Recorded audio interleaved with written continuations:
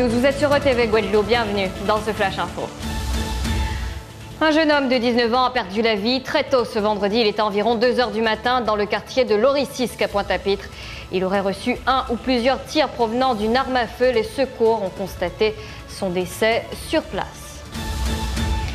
Elle a pour objectif d'améliorer la situation de la distribution de l'eau en Guadeloupe. L'usine de Des-Hauteurs a été inaugurée aujourd'hui en présence de la présidente du conseil départemental, Josette Borel-Incertain, ainsi que du président du SIAG, Laurent Bernier, du préfet, du maire de Sainte-Anne, Christian Baptiste. Coût global de la remise à niveau et des travaux engagés par l'usine, près de 3 millions d'euros. L'objectif, on disait, améliorer la capacité de traitement, les performances et faciliter l'exploitation de l'eau. Sarah Varny s'est rendue sur place pour ETV Guadeloupe Reportage. Voilà. On peut s'applaudir quand même. Après un an de travaux d'amélioration, l'unité de production d'eau potable de Des-Hauteurs à Sainte-Anne a ouvert ses portes ce matin. Totalement automatisée, elle pourra produire 24 000 m3 d'eau potable par jour. L'usine fournit en grande partie les communes de Gosier, Saint-François, Désirade et Sainte-Anne. Le maire de la ville se réjouit des résultats de ces travaux d'amélioration. Pas de direct, c'est moins de coupures d'eau, il n'y a pas de tournante, donc ça touche directement le quotidien. Ces travaux de réhabilitation de l'usine auront coûté près de 3 millions d'euros au conseil départemental. Un plan de rénovation qui a permis à l'ensemble des collectivités de travailler main dans la main, comme le souligne le vice-président de la région, Guy Losbar. Il faut rappeler que cette usine voit le jour de par une volonté commune, puisque les différents acteurs ont pu intervenir en tant que structure gérant au niveau donc des fonds européens, le FEDER 1,4 million, le département 725, l'Office de l'eau, l'État. Et c'est ce que nous voulons pouvoir concrétiser sur l'ensemble du territoire. À partir du mois de juin, la phase 2 du plan de secours débutera avec de nouveaux travaux axés sur le renouvellement des réseaux pour un budget total de 18 millions d'euros.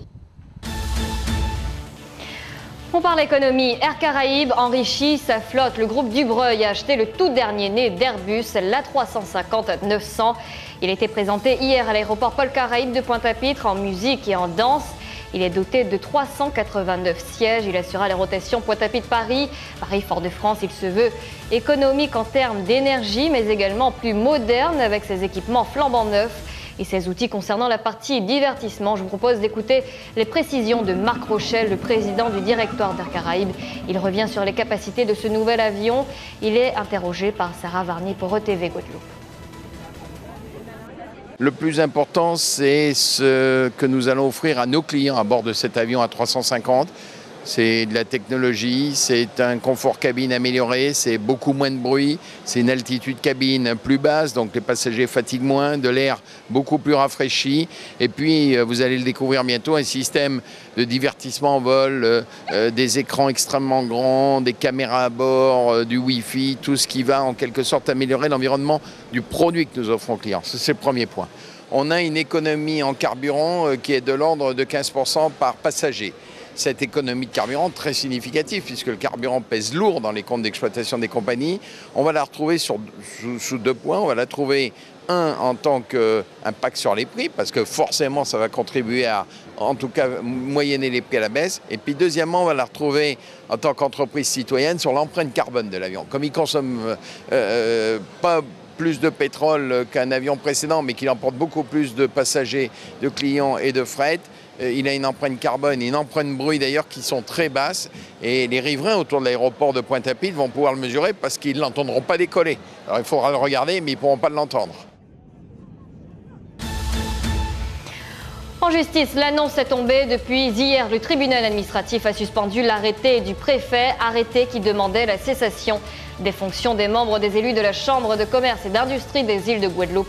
Henri Nagapin, président de la Chambre, avait saisi le juge des référés du tribunal administratif d'une demande tendant à ce que l'exécution de cet arrêté soit suspendue. Il a obtenu satisfaction, ce qui signifie en définitive le maintien en fonction des membres élus de la CCIG jusqu'à ce que la Cour administrative d'appel de Bordeaux, saisie du litige, ait définitivement statué sur ce contentieux électoral. L'actualité nationale, les démissions se succèdent autour de François Fillon. Après Bruno Le Maire et ses soutiens, ce sont les proches d'Alain Juppé et Thierry Solère, le porte-parole de François Fillon, qui font défection. François Fillon, candidat de la droite à l'élection présidentielle, a appelé ce vendredi ses partisans à venir très nombreux le soutenir dimanche à Paris, 15h, place du Trocadéro, en leur demandant de résister avec la force calme dans une vidéo postée sur Twitter.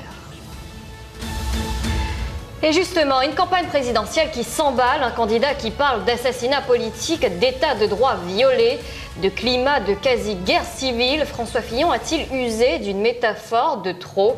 Bonsoir Blaise Mandjiwa. Bonsoir Laura. Quelles sont les réactions des élus du camp filloniste, en tout cas des fillonistes guadeloupéens? Nous avons rencontré effectivement Jean Cassis, qui est le président du comité de soutien de Fillon en Guadeloupe, qui nous a entretenu des positions des fillonistes que nous invitons nos téléspectateurs à regarder et écouter. Vous avez oublié quelque chose encore, une machination. Une machination, oui, une machination contre notre candidat, une machination, une machine à broyer ce candidat qui gêne.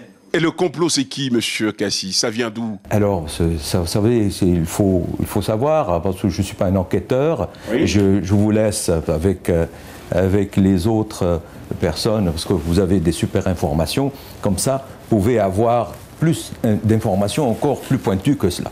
Alors, ce que j'ajoute, oui, que notre candidat est droit dans ses bottes et il ira jusqu'au bout. Il ira jusqu'au bout avec ses soutiens, avec ses militants, avec toutes ces personnes autour de lui et aussi avec les élus et aussi les Français.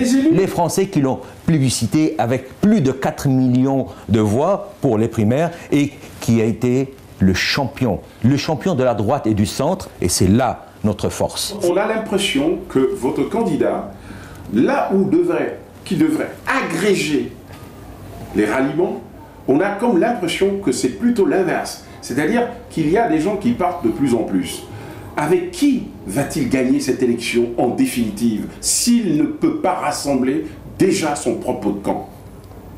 Alors, cher monsieur, le camp est rassemblé. Les Républicains sont derrière leur candidat qui est sorti des urnes. La vraie famille gaulliste est rassemblée. Si on va regarder quelques personnalités qu'on les a comptées un derrière l'autre. Je vous ai dit, vous ne m'avez pas répondu qu'il y a 1155 parrainages. Ce sont des élus. Mais les élus ne sont pas des électeurs. Ah bon, voilà. Alors, c'est que si vous le dites, alors s'il y a plus des électeurs autour de lui, ou il y a plus des Français autour de notre candidat aujourd'hui, oui, et il compte sur cette masse populaire, parce que c'est le peuple qui est souverain, monsieur. Et c'est le peuple qui a cette souveraineté, qui a cette force, qui décidera, qui sortira des urnes. Blaise Mandjiwa, que faut-il retenir en tout cas de la réaction de Jean Cassis? Ce qu'il faut retenir, Laura, c'est que les fillonistes en Guadeloupe ne sont pas différents des fillonistes en métropole. Ils sont convaincus de la justesse du combat de leur candidat. Pour eux, il est hors de question que Fillon retire sa candidature, quelles que soient les hypothèses. Ils sont fermement convaincus de la justesse de leur combat et ils iront jusqu'au bout. Vous avez recueilli d'autres réactions et une en particulier du côté du Moule. Oui, nous avons recueilli l'opinion de Madame Gabrielle Louis Carabin, députée apparentée socialiste, députée maire du Moule, sur la question de savoir quelle était sa réaction sur les propos... Pourquoi elle précisément? Pourquoi elle? Mais parce que d'abord, nous avons eu l'opportunité de la rencontrer sur une autre émission que nous faisons, et nous avons donc réussi à cette occasion à lui poser la question sur le commentaire de l'actualité qui est quand même assez importante ces jours-ci sur l'élection présidentielle. Elle nous a donné son point de vue sur la question Fillon. Elle nous a donné aussi d'ailleurs, et j'invite nos téléspectateurs à regarder l'émission Radiotélescopie de la Guadeloupe, parce qu'elle nous a donné son opinion et sur le camp Fillon et sur le camp des socialistes. Et vous allez voir, il y a des surprises. Alors, c'est vrai, celui qui le dit, c'est un Premier ministre qui sait très bien, qui était Premier ministre, qui sait très bien qu'il y a la séparation des pouvoirs. Quand il le dit, je trouve qu'il va un peu trop loin. Madame la députée maire, nous avons un homme politique qui s'est engagé, qui a dit « si je suis mise en examen, je retire ma candidature ». Et aujourd'hui, qu'il y a une forte probabilité qu'il soit mis en examen, il ne retire pas sa candidature. Entre ce que je dis et ce que je fais, il y a comme un hiatus. Vous savez, il a dit qu'il enlevait sa candidature s'il était mis en examen à un moment donné. Oui. Maintenant qu'il est convoqué chez le juge, il pense qu'il sera mis en examen. Je me pose la question, est-ce que dans le groupe des Républicains, il y a un autre candidat pour pouvoir le remplacer? Alors s'il n'y a pas d'autre candidat, il se dit, je vais jusqu'au bout. Merci Blaise Mandjiwa de nous avoir apporté en tout cas ces précisions. Merci Laura, mais j'invite surtout nos téléspectateurs à regarder l'émission Radiotélescopie de la Guadeloupe qui revient plus en détail sur les interventions du camp des fillonistes, sur l'intervention de Madame la députée maire, sur ce que pensent les Guadeloupéens, sur la décision de François Fillon de rester candidat malgré les possibles mises en examen dont il pourra être l'objet dans les tout prochains jours, parce que la réaction des Guadeloupéens est extraordinaire. C'est une émission à ne manquer sous aucun prétexte. Radiotélescopie ce soir sur TV Guadeloupe, présentée par Blaise Mandjiwa. Politique toujours en France métropolitaine, Marine Le Pen a été convoquée par les juges d'instruction en vue d'une possible mise en examen dans l'enquête sur les soupçons d'emploi fictif d'assistants du FN au Parlement européen, selon les informations relevées par l'AFP ce vendredi. Selon l'une des sources, la candidate du Front National à la présidentielle a affirmé dans un courrier envoyé au juge qu'elle ne répondrait pas à cette convocation avant la fin de la campagne, une information confirmée par son avocat Rodolphe Bosselu. Voilà pour l'essentiel. Passez une excellente soirée avec les programmes de TV Guadeloupe et merci de votre fidélité.